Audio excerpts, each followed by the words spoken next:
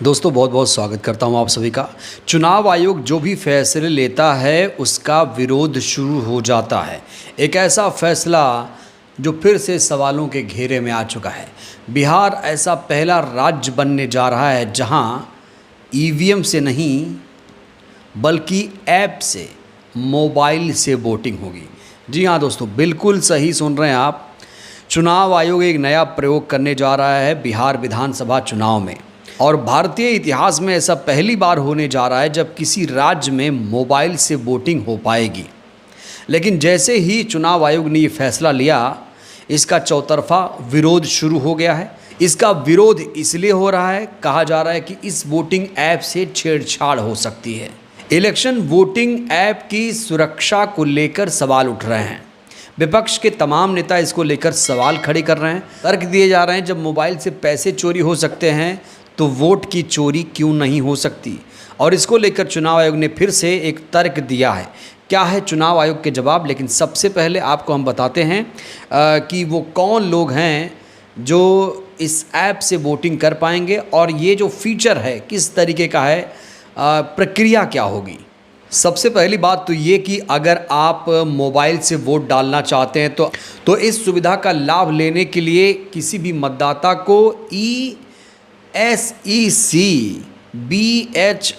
App को अपने mobile में इंस्टॉल करना होगा। ध्यान रहे, ये सिर्फ बिहार विधानसभा चुनाव के लिए ऐप लॉन्च हुआ है। जब ऐप आप लोग इंस्टॉल कर लेंगे तो इसके बाद मतदाता सूची में ऐड अपने नंबर को इससे लिंक करना होगा।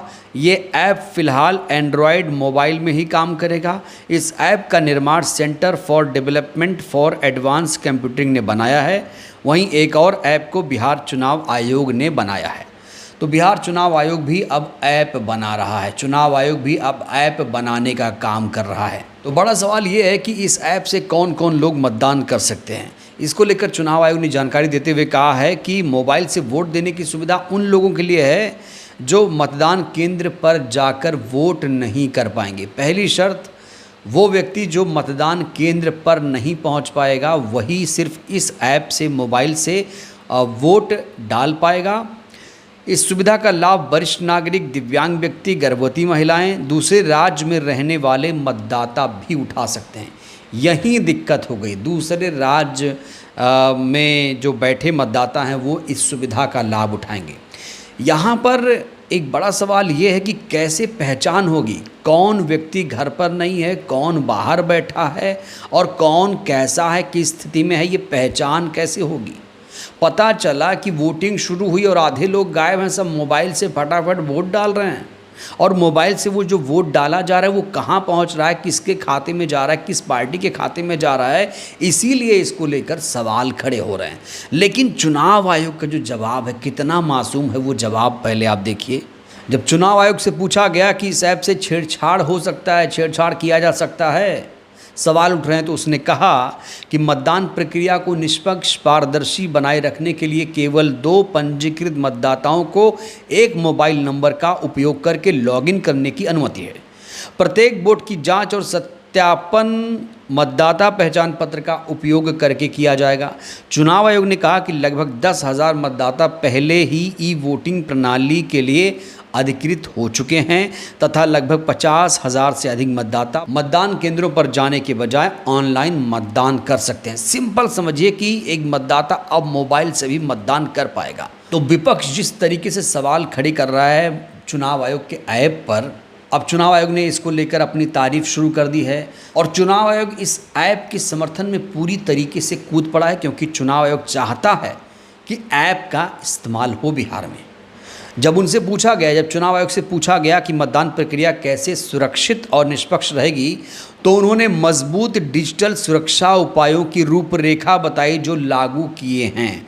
उन्होंने कहा कि इस प्रणाली में ब्लॉकचेन तकनीकी, फेस मैचिंग और स्कैनिंग जैसी सुविधा शामिल होगी ताकि ये सुनिश्चित किया जा सके कि इसके छेड़छाड़ ना किए जा सकें। उन्होंने ये भी कहा कि वोटों का रिकॉर्ड रखने के लिए एक ऑडिट ट्रेल होगा। विधानसभा और लोकसभा चुनाव में इलेक्ट्रॉनिक वोटिंग मशीनों के साथ साथ इस्तेमाल किए जाने वाले वीवीपैट के समान ही रहेंगे। तो यहाँ पर चुनाव आयोग कह रहा है कि यहाँ पर मजबूत डिजिटल सुरक्षा उपायों का ख्याल रखा गया है। आप जहाँ वोट डालेंगे उसी को पहुँचेगा। लेकिन जो विपक्ष के तमाम नेता हैं चुनाव आयोग के इस फैसले का विरोध कर रहे हैं और विरोध का सबसे तेज़ स्वर सुनाई दिया है बिहार से ही, जहां लोक गायिका जो नेहा सिंह राठौर हैं उन्होंने इसका ज़बरदस्त तरीके से तर्कों के साथ विरोध किया है। सबसे पहले इस हेडलाइन को देखिए, नालों की सफाई हाथ से और वोट ईवीएम मशीन, गटर की तस्वीर शेयर कर नेहा राठौर ने सरकार को घेरा। आप लोग जानते हैं नेहा सिंह राठौर काफ़ी ज़्यादा आजकल लोगों को जागरूक कर रही हैं अपने गीतों के माध्यम से, सोशल मीडिया पर भी काफ़ी एक्टिव हैं। तो उन्होंने यही कहा है कि आप जो नालों की सफाई होती है वो तो मशीन से नहीं करा रहे हो, जहाँ मशीन की ज़रूरत है वहाँ मशीन नहीं दी जा रही है, लेकिन जहाँ मशीन की ज़रूरत नहीं है वहाँ आप लोग मशीन का इस्तेमाल कर रहे हो।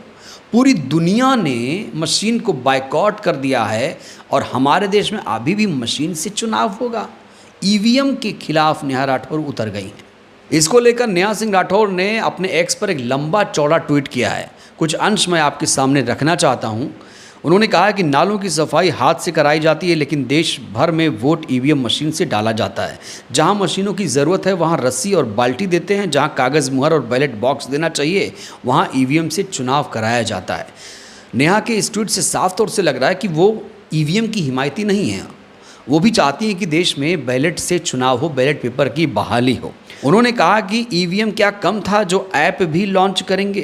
पूरी दुनिया के देश मूर्ख हैं जो अब भी बैलेट पेपर से वोट करवाते हैं और आप बढ़ के आधुनिक हो गए हैं, मशीन और ऐप से चुनाव कराएंगे।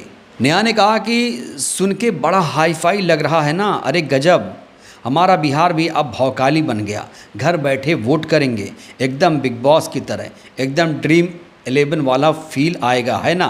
बिहार के मतदाताओं कान खोल के सुन लीजिए, आप लोग अगर इस चमक धमक के चक्कर में पड़े और मोबाइल से वोट डालने की हिमाकत किए तो वही हाल होगा जो लॉटरी जीतने के नाम पर आपके तमाम साथियों का हुआ है।